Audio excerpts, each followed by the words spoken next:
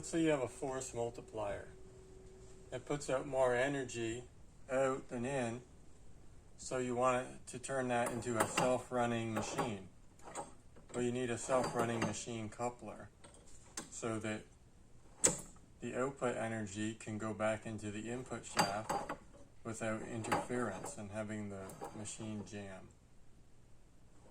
So what this is a sprag or a roller ramp clutch or a one-way bearing of a transmission, and it's got a fixed shaft on the bottom, and these shafts are aligned. They're just loosely coupled. So this would be your input shaft, okay? So it just spins this around. It doesn't interfere with its rotation.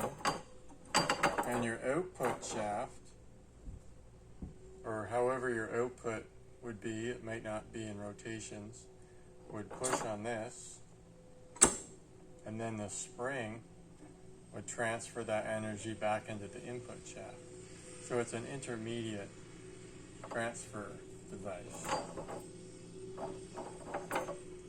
Now, if you had a output shaft, you might need another sprag on this so that this just turns on that, and then, so this was your output shaft, it would just idle, and then when it turned faster than this, it would load up the spring, and then unloading would result in input on the machine. So hopefully that makes sense.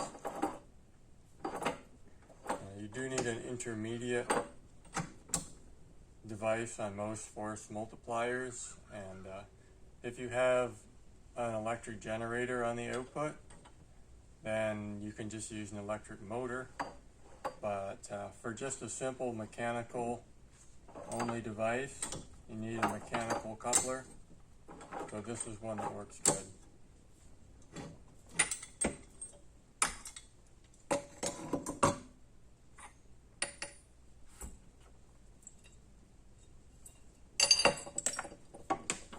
And that's just a fixed piece.